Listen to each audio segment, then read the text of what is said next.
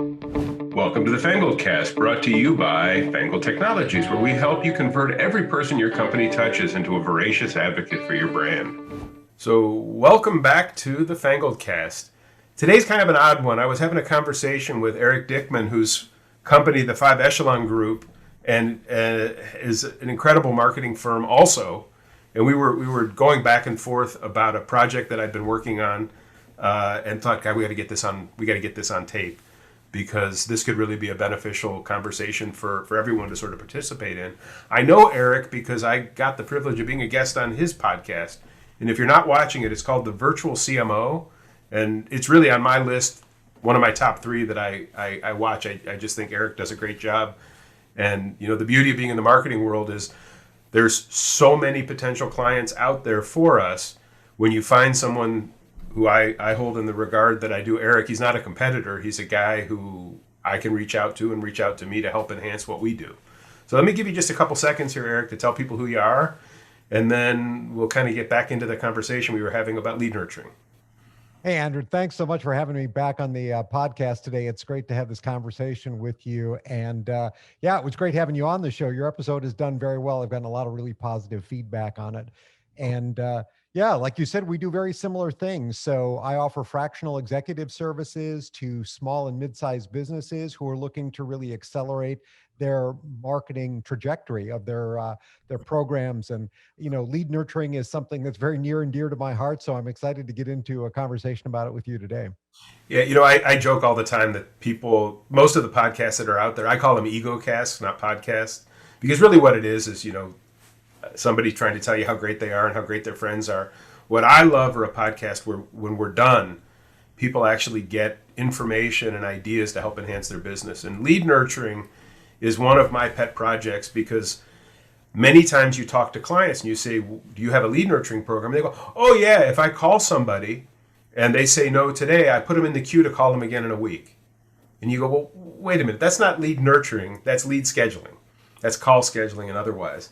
And there's so many different levels of lead nurturing. We define it as the ability to continue to address in an ethical and kind manner a potential client who isn't quite ready yet.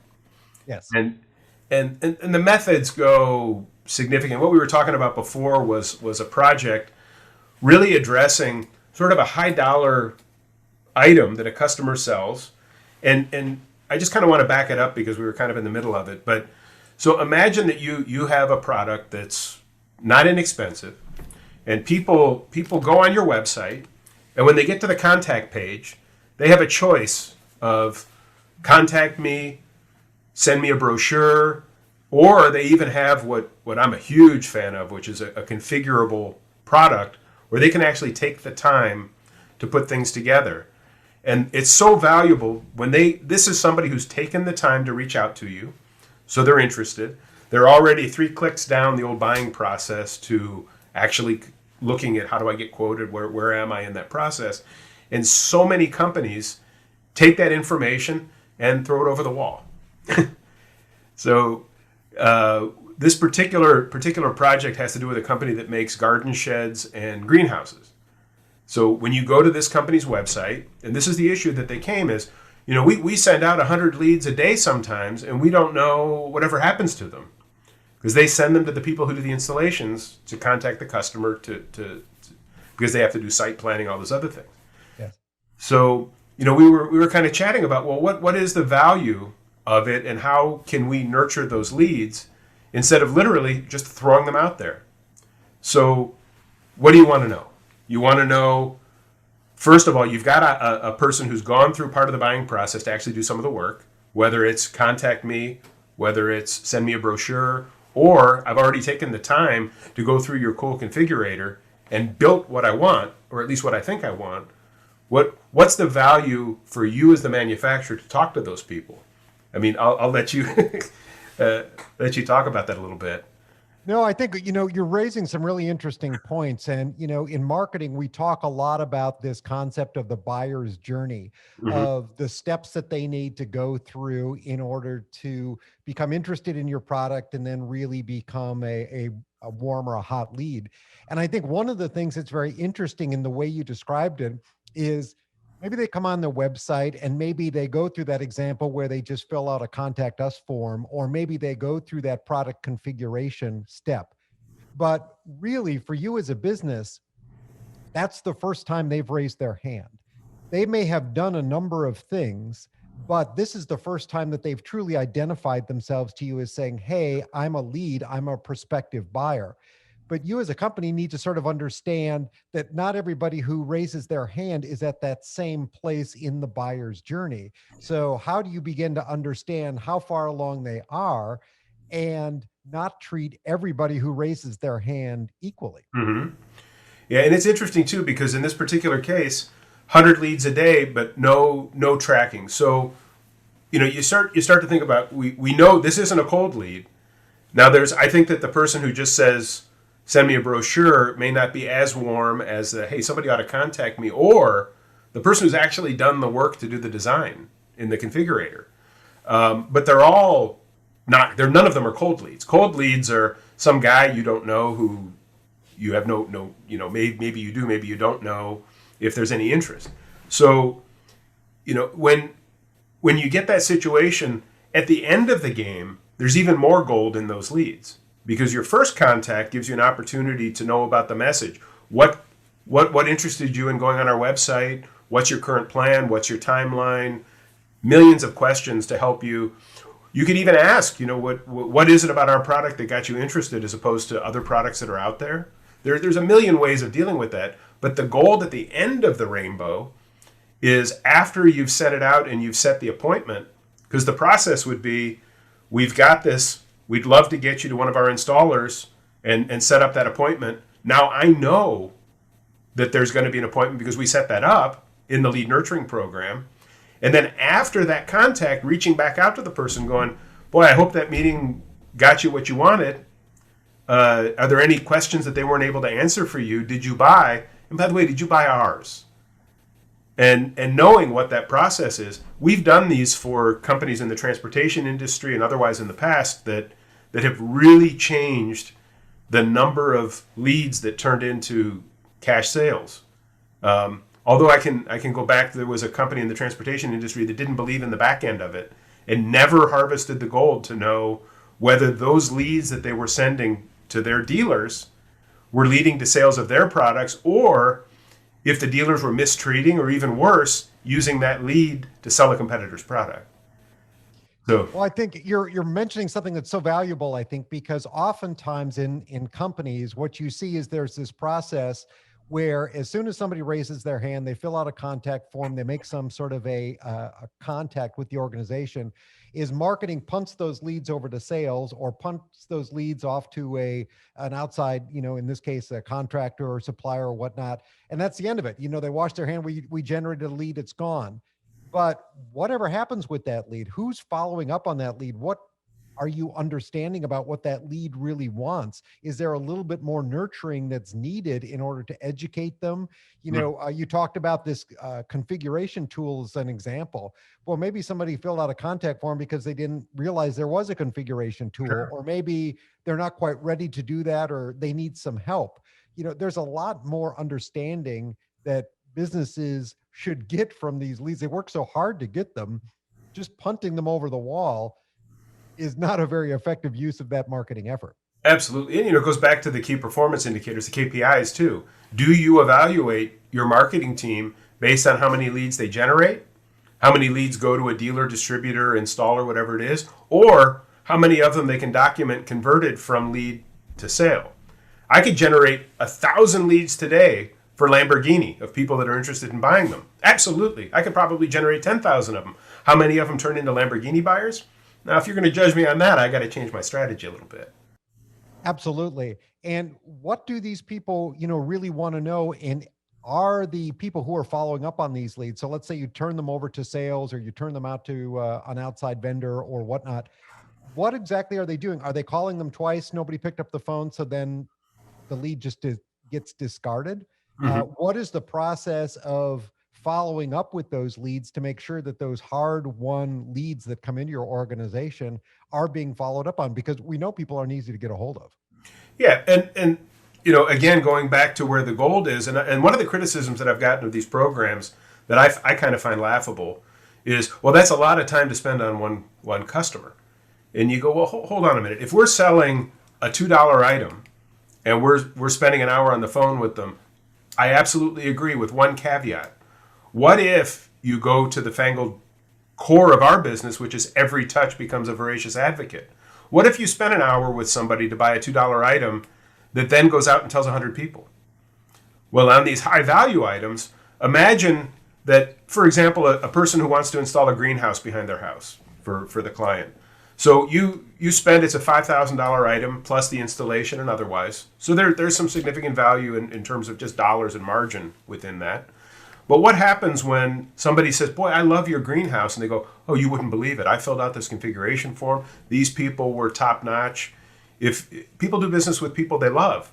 And I'm so happy that I bought this quality greenhouse every step of the way. They even called me afterwards to make sure that everything went the way it was supposed to go with their it's fantastic. How valuable is that for growing your business, as opposed to, well, I filled out a form and a guy sent me a quote. Right. Yeah. Sent me a brochure, sent me a quote. Yeah. Called me up, wondered why I haven't bought yet. Yeah. Yeah. And then you take it back a step to all of the really cool stuff that you can do to nurture that lead once you really know where they are in the process. I configured the thing because I think in 2 years we're going to build one of these. Okay. So now the strategy goes, how do we remain top of mind for this guy? We've got his email address. How do we, through whether it's marketing automation or otherwise, keep them on a mailing list, have interesting articles miraculously appear on their Facebook page because we know who they are? How do we do all of those sorts of things? There's an event going in town where they might be able to see one. There's a fair, and we have one of our products there. Do we invite them? So you can build a product or a nurturing product that's customizable based on where they are in the moment. If you're talking to them and let's say it's a greenhouse situation and they say, yeah, we want to build a greenhouse because we're organic farmers. Well, we then know a little bit more about our demographic, don't we? Or we're building a greenhouse because we're now getting into the cannabis industry. It's all of that information that you can gain in that initial consultation is golden. Then once they're in your dealer, now you have the opportunity to find out whether your dealer network or your, whatever you want to call them, distributor, your installer, your contractor, whether they're actually the right choice for you in that region. Are they following up on leads? Are they doing the job? Are they respecting and living your brand story? Or are they making you look bad? So you've got that level of it. I mean, how many times have you wanted to buy a really good product and you went to their local person that you're stuck doing and they suck? But if you were somewhere else, you get treated like a king. I think that's so important because if you're going through all that effort to generate leads for somebody outside your organization, how are you measuring them? How are you making sure that they are valuing those leads in the way that they need to? Because if they're not, maybe you want to give them to somebody else. You want to give them to a dealer or a supplier or somebody who can do a better job of converting those leads. Absolutely. So at each step of a lead nurturing program, and of course we're talking today about high dollar items or configurable items and things like that. We can take this conversation back to simple things that aren't so expensive. For example, if you're in the tire industry and you get a quote. Now, a set of tires, the profitability to your organization is nowhere near as much as it would be if you sold them an elaborate garden shed or a greenhouse. So you may not spend as much time on it, but there's all of these really cool automations and with the personal touch that you can build, not only to help get that sale going, but also increase your market intelligence. And I think that's a great example too, because something like a new set of tires as opposed to a greenhouse, well, if somebody's looking for a new set of tires, chances are they're going to move pretty quickly on that, right? That's not something they're going to search for months. So you need to be able to understand the intelligence of when that lead is coming in and how to respond to that very quickly so that you can satisfy it before they go look somewhere else. Yeah. Years ago, a great friend of mine was the king of copiers. Back when copy machines, being a copier salesman was a rough job. These guys they could turn over a rock everywhere. The guys that were successful did great because they were tenacious as hell. So what did copier guys know? They knew that if a copier made X number of copies a week, that it would be replaced in X number of years. So when you met a lead and you would say to them, oh, well, we bought a copy machine last year. Really, how many copies do you make? And you would know about a month before they're going to be shopping for the next copier based on data that you had. So they would build these manual lead nurturing programs where they might show up and give the guy free paper. They might send out their advertising within a time cycle to get the appointment set when they knew the copier was going to be up. Yep. And built a very complex program that the customer had no idea existed. But boy, how did these guys know? It's the same. When was the last time you talked to somebody who had a car that was leased and it was about 4 months before the lease was up? You can't answer your phone because every time it rings, it's the guy from the dealership going, we can get you out of the lease a month early and give you a bonus to get you into the next car. Why? Because they have a lead nurturing program. Well, and they're sitting on this mountain of data that after a while becomes fairly predictive, right, of customer behavior and what's going to happen. And especially if you've got a business that generates a decent amount of leads, if you really mine that data, you are going to find some patterns. You are going to find some hidden, gold within that data that's going to tell you some of the behavior of your clients. Yeah, in markets where registrations for vehicles, boats, RVs, cars are public information, all the guys that are wise and understand data collect it. They know, for example, that if you own a specific kind of boat, typically people who own those boats trade up every X number of years. And based on when that boat was registered, they know to start marketing to those people about that time. Same with leases on vehicles. If you track who bought cars leased and you have access to that data based on the registrations, it's all of that stuff falls into really clever ways of nurturing leads that may not even be leads yet. But it's interesting because you would think that information's private. It's not. It's all out there for people to find if they want it. Yep. I was involved for a period of time in the trailer industry, and you could base your data on very strong. Not all states report it, but on the states that did, you could buy the data from private companies that collect and gather and produce that data, that you could know that in this state, 23-foot trailers with these, within this category, and how much they sold for, and know where those price points were, and then through those registrations, if you could get a hold of them, know to be in touch with those people to upgrade to the next level. So all of that data out there is what we need for building these lead nurturing programs. And the reality is you can spend a heck of a lot more money out trying to contact people you don't know. Whereas if you know who people already are close to what you're doing.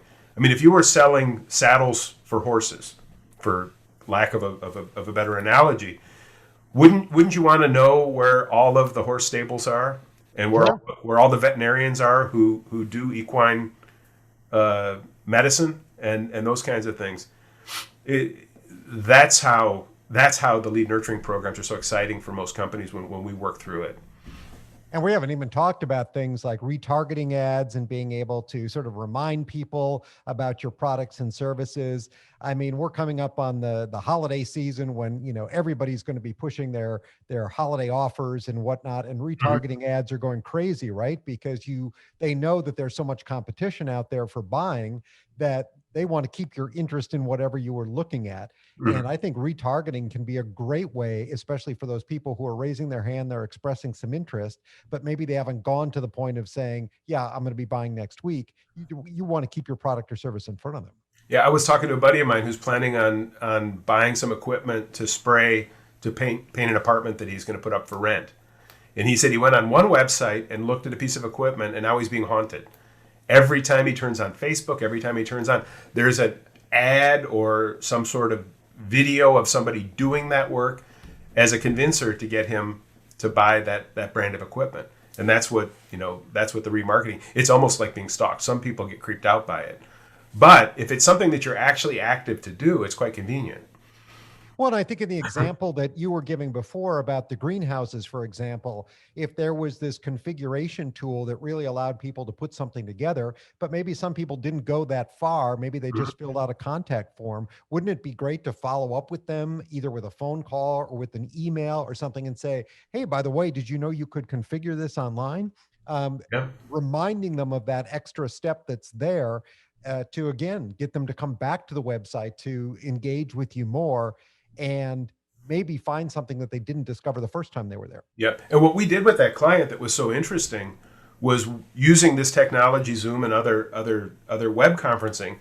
You asked for us to contact you, but you didn't do the configurator. Can you go online? Let's share a screen and we'll configure together. Hmm. And at a distance, you can do that. I've seen it in home decorating. I've seen it in a whole bunch of different areas. Building these, our technical department, and building these configurators for clients. What people don't get about it is, again, that journey that we're talking about. When you're first thinking, I might want one of those, you're a 1. I'm now reaching out and talking to people about it to kind of understand it and doing my study. Maybe you're a 2 or a 3.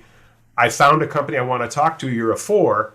I've started to actively design and build. I'm almost at the point of let me sign. You're moving that customer along the journey. And if you've got a configurable product and you're not following that path, you're missing out on an opportunity to take your customers from 1 or 2 to 5 in that sales process. And by the way, they buy at 6. Well, and I think what's so interesting about your example there too is what's the most expensive step of that process, right? 1, 2, 3, 4. Those are not expensive processes. No. That could be a phone call. That could be an email. That could be something very simple, but getting them to 1, that's where the challenge is. Yeah. It's kind of, you're thinking you're hungry and what are you going to eat? By the time the steak is on the grill, to throw that out, you're an idiot. And I don't use that word lightly. You want to cook it, you want it perfect, and you want to eat it, and you've already got it to that point. You know what you're having for dinner. When was the last time you had a beautiful steak on and decided I'm going to have a rutabaga for dinner? Right. No, that steak is prime, and I'm gonna bite. I'm gonna eat. I'm gonna have. No, that's so true. And I think in our engagements with companies, what we've probably seen over and over again is all of the focus on that step number 1 and very little focus on those remaining steps. And yet those remaining steps are what can increase your profitability. That's where you can really accelerate the growth of your business, because once you've got those leads coming in, if you figure out how to nurture them and take them along, that can be where the biggest impact of your business is, rather than spending all of that additional money to get more people in that first stage. Yeah, I remember many times coaching sales teams, and the guy would come in and you look at his pipeline, and he's out prospecting, and he's to fill my funnel, I got to get at least another 200 or 300 leads in my system. And you look at the pipeline and you go, you've got everything you need to meet your goals already near the end stage. Why are you prospecting? Oh, we got to have the future leads, whatever. How about doing some closing, buddy? These people are ready, and by the time you're done prospecting, they'll have made their purchase, just not from us. So it relates directly to the sales team. Salespeople love lead nurturing programs that work. They hate being told, well, just put them off for a week and follow up. And there's so many things that our marketing teams can do with remarketing, with touches, with information. I imagine you're trying to sell a product into the chemical industry, and these people have been on your website. You know who they are. What would happen if your product demos happen to show up in their feed? How beneficial could that be? That's lead nurturing. Well, and I think one thing we haven't really talked as much about is that leads aren't like lemmings where they just go through the steps and then fall off the cliff. You're not going to close everyone. Not everybody's a buyer ready lead, right? And so it's important to say, if you've gone through steps, 1, 2, 3, 4, 5, but you can't make it to 6, well, don't just discard that lead, put them back in. Let them cook a little bit longer. Maybe they're just not ready. Maybe the budget cycle isn't appropriate for them to make that purchase now, but you've got their interest. Don't let it go. And I see too often sales teams saying, well, I need to close business this quarter. This one isn't going to be the lead that's going to get me there, so I'm just going to forget about it. Yep. I've actually been in sales meetings where the sales manager talks about the process that I laugh about: kiss or kill. If they don't kiss on the first date, kill it, go on to the next one. which of course is a misogynistic, stupid thing to say anyhow. But in reality, the other one that I hear all the time is there's no second place in sales. What do you mean? Well, if you're selling an ERP, for example, software, and once it's installed, they've got $1 million invested, they're not going to buy again for 20 years, maybe. But you can always be the second source, especially in the industrial space. And being the second source gets you right there when your competition screws up to be the first source. But in the lead world, the other challenge is you want to nurture it at the right pace, because if you're not keeping in touch, they may make a buying decision because you weren't nurturing the lead, and the buying decision won't be for your product. And if you've nurtured the lead properly and they did buy from your competition, what a great opportunity to learn. It sucks you lost the sale, but let's harvest a little bit of the gold and go, well, what caused him at the last minute to buy from my competitor instead of us? Was it a feature? Probably not. Was it a benefit? Most likely. And what was it? Was it that they bought from the competitor because my competitor's dealer in that location does a better job than mine? Was the reason that they bought because the product could be delivered faster? Or was there some sort of creative financing? What was it that caused it so that I can develop the marketing structures that I need to be better than my competition? Which all again points back to the importance of data, having a system in place where you can track that data, where you can log these kinds of insights so that then you can pull reports and glean those little nuggets of gold from all of this activity. Yeah. And the worst case I've ever been involved in was building one of these lead nurturing programs for a client. And it was our failure because we didn't convince the CEO who demanded worship rather than accepting information. We never really got him to understand that there's gold at the end, to know all the things. So we contact the customer, got all the information, set an appointment with the dealership, and then that was the end of it. Nobody ever followed up to see, did you buy? How were you treated? And by the way, did you buy ours? And if you didn't buy, why not? And how do we get you to buy next? What's missing? All of that, which to me is some of the most powerful information to understand your scope, your marketing. Are you speaking the right language? Are you using the right? Are you promoting the right benefits of your product? Are you out there saying people want to use this because of this, when the reality is that's not what they're looking for? They're looking for that. Well, and it gets back to that point that you made earlier. It's a lot easier, I think, for sales managers to say, oh, you gave me 1,000 new leads versus you moved a percentage, 1% this direction, or you converted, 0.5% more this way. Sometimes those sexy small percentages don't sound all that meaningful, but they can have a huge impact on your bottom line. Yeah, and that reminds me of something too that's really critical to this. So in the early model, so say 10 leads came in on the website for people wanting to be contacted today, and we send it to dealer X in Poughkeepsie. And they try to call all 10, nobody answers the phone, they can't get through. The next day, 9 leads come, they get 9, they can't get through to anybody. The following day, when you send 20 leads, are they going to follow up on them? Nah, they're crap. Those leads never amount to anything. If you're pre-evaluating and making that personal touch to all of those leads and only sending the ones that are warm to your dealers or your whatever contractors, that's a whole different thing. People love warm leads. They're excited about hot leads. This guy's ready to buy. And by the way, this is the product, and you guys can send him a quote. Or some guy, called us on the web, left a note. We don't know anything about him. Have fun with that. There's a big difference in terms of how your dealers will respect you and your salespeople or whoever's following up on those leads. So you were talking before about the applicability of this, especially for high dollar sales, and I'd be interested to get your thoughts on this as well. But, one of the things that I think is really important for a lot of these organizations is some sort of an inside sales component, something in between, your full-time salespeople and your marketing department. It's sort of a bridge between the two almost, but it's being able to take some of those early stage leads, those warm leads, and seeing if they're hot leads rather than just transferring everything over to the closers. Yeah, for economic purposes and also logistically, we've started most of these using outside folks that aren't part of the organization on a part-time basis to do the follow-up, to get the lead program started. And these are guys that have done it. We've got a team of folks that we use to hone the program to eventually bring it in-house. There are some companies that have an inside sales team that can immediately be trained to do this. But for example, the last client that we did this with, I dragged an old friend of mine out of retirement, and he's one of the greatest salespeople there ever was, and he's at home, and the number of leads would require somebody maybe 3-4 hours a day. So he would talk to the customers and built the profile of how to nurture the leads based on what he's hearing, gathering the data.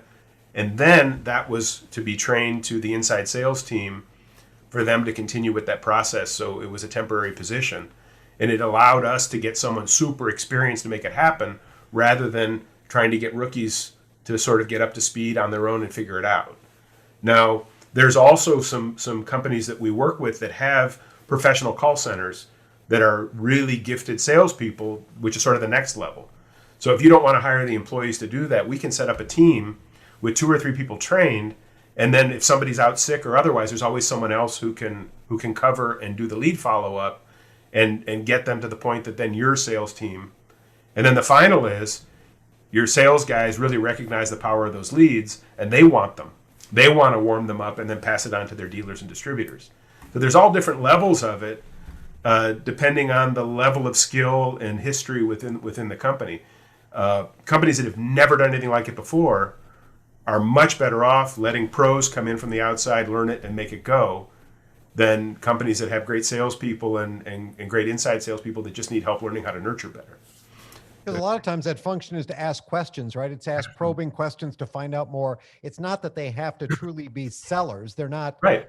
Product experts. They're just uncovering information that then can be used by the more professional, more experienced salespeople on your team to Yep. close the deal. Well, think about it. Are lead nurturers trying to sell the product? No, they're trying to sell the meeting. Yes. Yeah, they're meeting salespeople. They're schedulers. That's what they're about. And the beauty of it is, and people say, well, they're not experts in our product. That's even better. You know what? My job is to get enough information together to make sure I get you to the right dealer. You need to talk to the dealer because they're the expert. Yes. And it becomes an incentive for that next contact. If you know too much, then what happens at your lead nurturing thing is the guy is already doing the work that the salesman, the dealer, is supposed to do. That's not the job of lead nurturing. Lead nurturing is not about selling the product. It's about heating up the lead and selling the meeting. That's it. And that's a lot of times how they're even incentivized, right? It's how many meetings can they set. It's not about sales. Yeah, and we've done programs where you've got the guy doing the lead nurturing gets a specific hourly wage. He gets a bonus per meeting set. The bonus increases if the meeting happens, and they get even a bigger perk if it turns into a sale. And of course, obviously, it's not the size of a commission that the salesman's going to get, but it's an incentive to continue to nurture the lead. Every appointment set makes me money. I'm going to be setting appointments. And by the way, if they show up, I get even more. So I'm going to make sure that happens. Right. Yeah. You want to have some incentives in there so they just don't set meaningless meetings, right? But yeah, it's such a valuable function, and the companies that I've seen do a good job of implementing with this, whether they hire people internally or whether they use one of these outside professional organizations, it can have such a meaningful impact on the quality of leads that are finally ending up in the salespeople's hands, because now they're truly qualified. Yeah. And unlike things that are long games like SEO and things like that, where you start the program today expecting to see results in 6 months, the day you start nurturing those leads and warming them up, you're going to see results within a week, 2 weeks, if it's done right. It's an immediate gratification. No more short attention span theater in the business place. It's before we would have thrown this over the wall. Now we've warmed it up and it turns into a sale. I know it works. And by the way, if it doesn't work right off the bat, what it's telling you is we're not quite doing it right yet. Let's adjust, hone, and do it better. And it's a learning process. Most of these programs, by about the 90th day, 3 months in, it's a honed machine and working great. Whereas with SEO, I've seen programs where guys really invest in it. They don't see any meaningful result for 6 months. Absolutely. It's much better dollars spent driving people directly to your dealers than it is to play the advertising game. The days of just putting an ad in the back of a magazine and hoping somebody sees it are long gone. Well, they call it a buyer's journey for a reason, right? It is a Yep. journey. It takes time. There are multiple steps in it.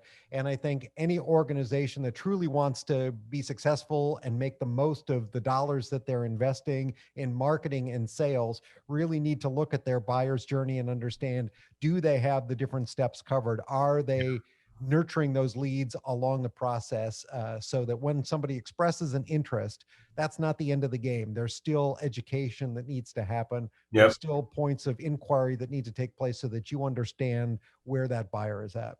Yeah, man, I'm so glad we decided to record this instead of just us yakking at each other. I think people are going to get great value out of this conversation. Well, If this has been fun. Yeah, if folks want to know more about what we're talking about today, if they wanted to reach out to you, what's the best way to find you? Best way to find me is on my website, which is 5echelon.com, or they can find me at Eric Dickmann on LinkedIn. And by the way, I'm going to repeat what I said before. If you're not listening to the Virtual CMO podcast, you're missing out. It's really good. I highly recommend it. And if you like this podcast, please subscribe, send a fax to a friend, let them know. Oh, wait, what year is this? Subscribe, like, tell a friend, reshare, post, do whatever the heck it is you need to do to let people know about the FANGLED cast. And we look forward to seeing everybody again. Thanks so much for listening. And until the next one. Brought to you by FANGLED Technologies, where we help you convert every person your company touches into a voracious advocate for your brand.